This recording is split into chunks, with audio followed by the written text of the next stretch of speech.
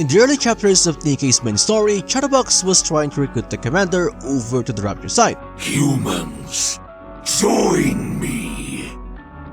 Lend me your ear. I mean you no harm. So be it. Now, he never really revealed what he intends to do with the commander if the commander agreed to cooperate. All we know is that it's something related to the Vap House. But I think that chapter 34 gave us a possible answer on what Chatterbox was trying to do with the commander's blood. Because in this chapter we found out that the Vap House has the power of evolution. And so I believe that Chatterbox's plan is to use the commander's blood to make Marian evolve into the queen. This is why I now believe that Marian absorbing the commander's blood in chapter 13 wasn't an accident, but that it was actually their plan right from the very beginning. I mean, Chatterbox knows that the commander has Vap House in his blood, so there's no way that he never mentioned this to Modernia. And Modernia herself knows what the Vap House is, so I'm sure that she wouldn't make any contact with the commander's blood unless it's intentional. Are you now? Do you know what will happen to me if you shoot me with that bullet? I could die. And so I believe that Modernia knew exactly what she's doing, and that she absorbed the commander's blood because she needs it for her own evolution, which I assume is what second affection is. Now in the previous video where we've talked about evolution, I made some comparisons between Rappy's behemoths and Marian's evolution. But there's actually one more possible similarity between Rappy and Marian's evolutions that I didn't discuss in that previous video. Because it's something that, as far as I know, doesn't apply to Behemoth. And what I'm talking about is the possibility that, just like Rappy, Marian also evolved into another character. Let me explain. Now, we know that Rappy's evolution was influenced by the fragment of Redhood that was left inside her after Redhood stopped reappearing inside her body at the end of chapter 26. So it made me wonder if this is also the case with Marian. That just like Rappy, she also evolved into another character. And after reading Second Affection as well as the Last Kingdom event, I became even more convinced that this might just be the case, that Marian also evolved or is evolving into another character. And no, I'm not suggesting that she's evolving into the original queen because I think that she's evolving into someone else. Someone who I'm sure you're already familiar with. Because I think that Marian is evolving into the strongest, the first Nikke ever created, and the goddess of victory herself, Lilith. Now the reason why I think that this is the case is because of this scene from the hard mode ending of the Last Kingdom event where we saw Marian's eyes turn into what looks like a corrupted version of Lilith's. And so far the only cases we've seen in the story where a character gained a physical trait of another character are in cases where they have a fragment of the character they transformed into inside them, like the Circuit Body's transformation or Rappy in chapter 30 as well as Chatterbox in the Last Kingdom event. Because again, we know that Rappy had fragments of Red Hood inside her which enabled her to transform into Red Hood during her fight against Grave in chapter 30. And as for Chatterbox, we know that he consumed parts of Nihilister at the end of chapter 24. So I think that there's a good chance that this is also the case with Marian. That the reason why her eyes turned into Lilith's is because she has fragments of Lilith inside her. Maybe she has Lilith's head, or it's also possible that this black spear from her burst animations is a fragment of Lilith. Now, a similarity between Rappy and Chatterbox's transformations is that it seemed that they were both influenced by the characters they transformed into before their transformations happened. Like how Red Hood's desire to destroy Anichiro influenced Rappy before she transformed. In the Last Kingdom event, Chatterbox was filled with rage and the desire to destroy the Pioneers before his transformation happened. You stole from me again. How much more? How much more will you take from me? My mission, my pride, was that not enough? Now, you're coming after my dreams! You human imposters! I will annihilate each and every one of you! And if you know Nihilister, then you know that she's also filled with rage and a desire for destruction, and it's even the reason why she was granted the form of a dragon when she became a heretic.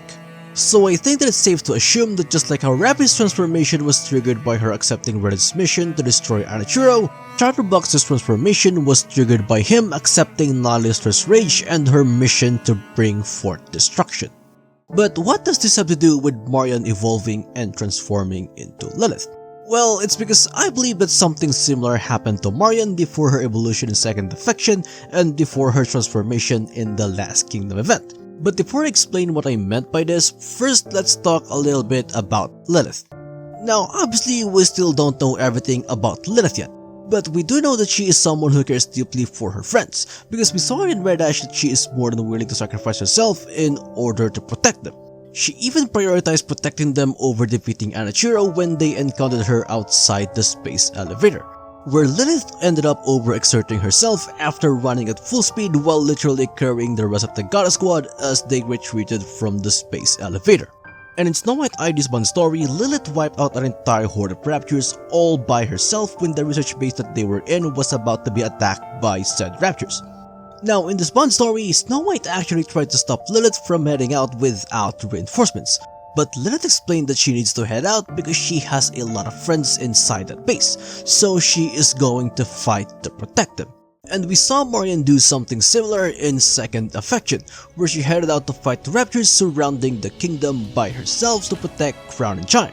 And when they asked her on the reason why she headed out without telling them, she said this.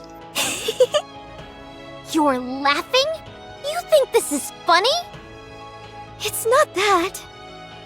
When I saw those raptures, I felt this power surge through me. I felt an irrepressible urge to protect the kingdom and all those in it. Did you all feel the same way? Now at this point in the story, Marian already formed a bond with Crown and Chime, so if we consider the possibility of Marian having fragments of Lilith inside her, then this urge to protect the kingdom that Marian described could be Lilith's emotions having an influence on her, telling her to head out and protect her friends. And of course, this is also the same scene where she evolved into Second Affection. And as mentioned earlier, something similar also happened in the hard mode ending of the Last Kingdom event, where Marian once again felt a power that surged through her body that urged her to head out and confront Indivilla and Chatterbox all by herself. And we all know what happened next. This is when her transformation happened. So right now, I really think that Marian has fragments of Lilith inside her, and that it's what enabled her to transform into Lilith as well as her evolution into the Queen. After all, the only time that both Chatterbox and Indivilla acknowledged Marian as the Queen is when she transformed in the Last Kingdom event. This is also the only time we saw Marian use an ability to command heretics, so I think that it's safe to assume that these transformations doesn't just grant its users some physical traits of the Nikke that they transformed into, but it also grants them the powers of said Nikke. I mean, Chatterbox was also only able to gain access to Nihilister's fire abilities after his transformation, and so Marian's power to command heretics is most likely an ability of the Nikke that she transformed into, which in this case is Lilith.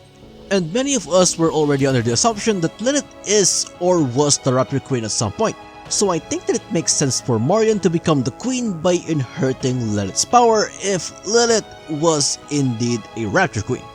And maybe these fragments of Lilith is the reason why Nihilister said that the Queen is drawn to Lilith's body. Because we know from the side missions that Reppy, who again has fragments of Redhood inside her, is also drawn to things that are related to Redhood. So maybe this is also what's going on with the Queen, who in this case would be Marian. Now we know that Nihilister needs both the Vaphouse and Lilith's body for her plan to defeat the Queen. Unfortunately, she never told us how she intends on using those.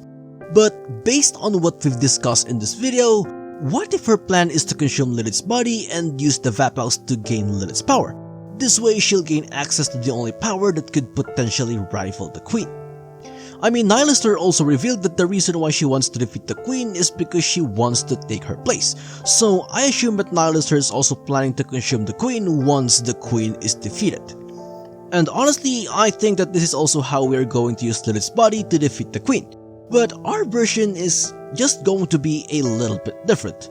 However, that's a topic for a different video. Now, I'm sure that some of you will bring up in the villa who also consumed parts of Nalaster in chapter 24, but we never saw her transform into the fire dragon. Well, we're not really sure yet if she really can transform into Nalaster, because it's still possible that she can, and it simply didn't happen yet. But if she really can't, then my guess is that it has something to do with the Vap House, because again, both Marian and Rappy were exposed to it in the past, and I think that there's a good chance that Chatterbox was also exposed to it at some point in the past 100 years. After all, he seems to know a lot about the Vap House, and maybe it's even the reason for his human-like intelligence and why he's the only Rapture who can speak. But anyway, that's it for now, stay safe and have a nice day.